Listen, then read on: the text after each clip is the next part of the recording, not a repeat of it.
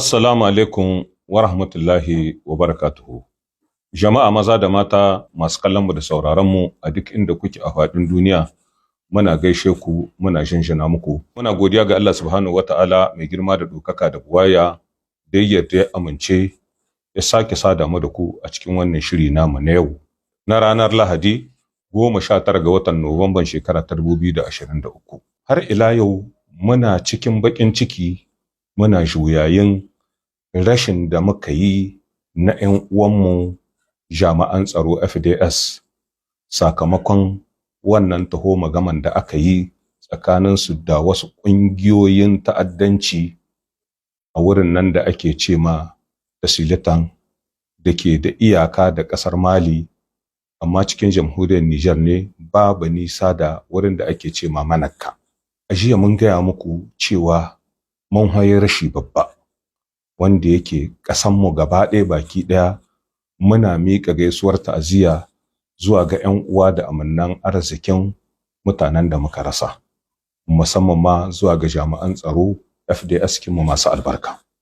Abun baƙin ciki, daga ranar 26 ga watan Yulin da ta gabata kawo yanzu, kusan wata 4 kenan, tsakanin ƙofar rago taho mu gama ko kuma abin da ake ce ma ambiskat, wanda aka yi sun kai guda 16.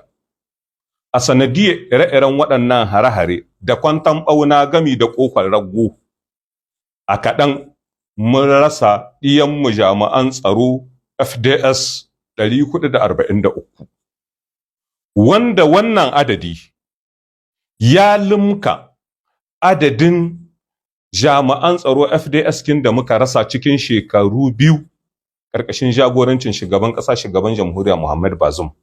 Ya limka har so 6 a wancan lokaci cikin shekara 2. Lalle mun yi babban rashi, in mutum guda muka rasa, ƙasar mu ta yi asara, kuma za mu kasance cikin baƙin ciki, cikin juyayi.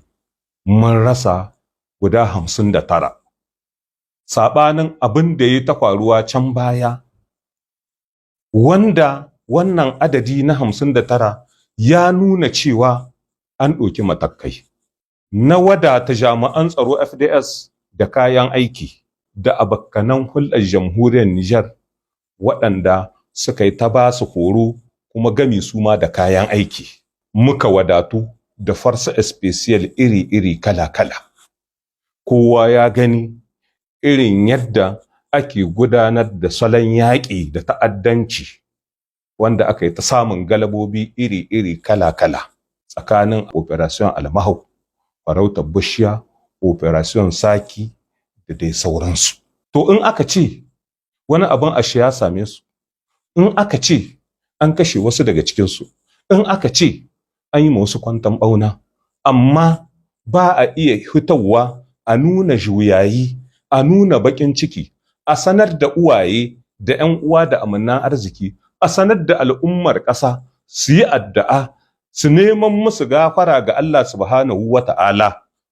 Ina adalci yake ga yunƙurin ɓoye labari na rashin da muka yi? Shin mi za a ce ma uwayen ɗiya gobe game da wannan al'amari da ake yunƙurin ɓoyewa? Kai da za ka hitowa ba kumiya ba tsoron Allah, ka laɓe ƙarƙashin abin da 'yan rezo soso ke ce ma faux profile, ka hito ka shara da ƙarya, ka ce ƙarya ce ba a yi komi ba. Shin anya ka yi tunanin gamuwarka da Allah subhanahu wa ta'ala gobe?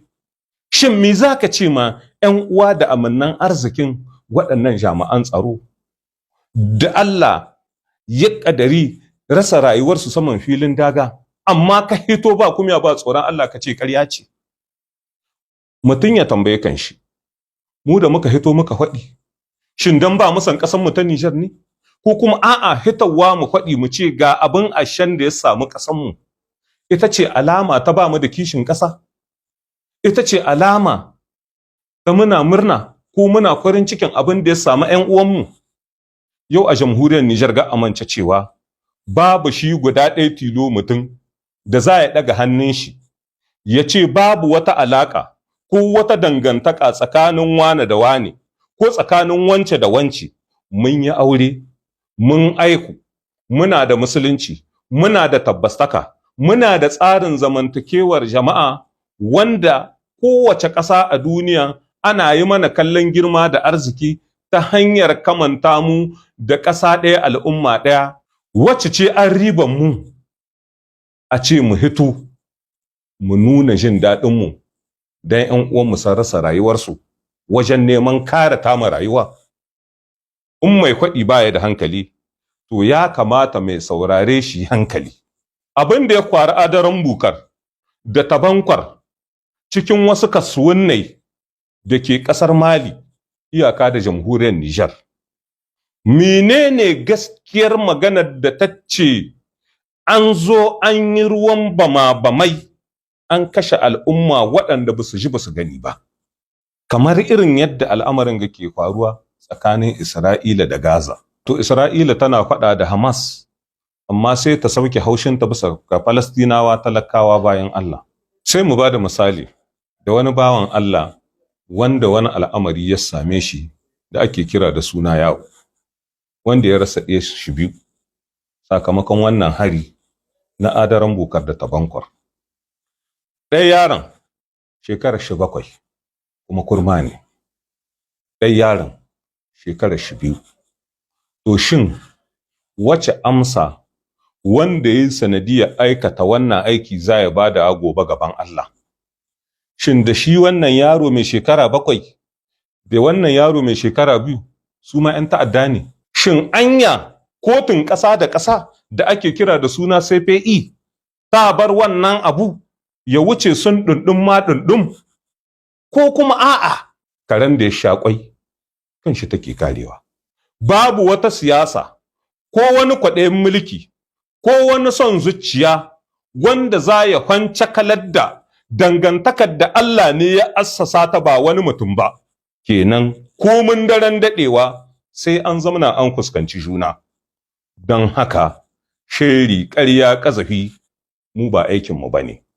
Amma za mu sadaukar da rayuwarmu wajen yin gwagwarmaya ta neman maido da tafarkin demokaradiyya wanda ita ce hanya mafi a'ala, wadda ke ba kowane ɗan ƙasa na birni da na ƙauye, mai kuɗi da talaka, kowane ɓangare yake damar ya tofa albarkacin bakin shi wajen ayyukan gina ƙasa, saɓanin kama karya da wani za ya shigewa cikin ɗaki ya yi amfani da shawarar wasu tsiraran mutane waɗanda shi kan shi ba ƙamnar shi suke yi ba, shi kan shi ba son shi suke yi ba, illa iyaka suna kishin cikkunansu da aljakwansu. Suna da wata ƙeta, hasada da baƙin ciki da kushe da zuhudu a cikin zuciyoyinsu na neman a yi ramuwar gayya akan wani kowanci, wanda shi ne babban bambamcin da ke da kwai tsakanin demokaradiyya da kama karya. Saboda haka ma kowa ya gani a sha irin hukumcin da kotun da ke kula da ƙasashen yammacin Afirka ƙarƙashin ƙungiyar nan mai bayar da lamani ta imowa ta fitar na cewa ƙarar da jamhuriyar Nijar ta gabatar a gabanta ta yi watsi da wannan ƙara ta hanyar cewa karen da ya sha kwai kan shi take ƙarewa. Ma'ana halin da jamhuriyar Nijar take ciki wa ya jayo shi?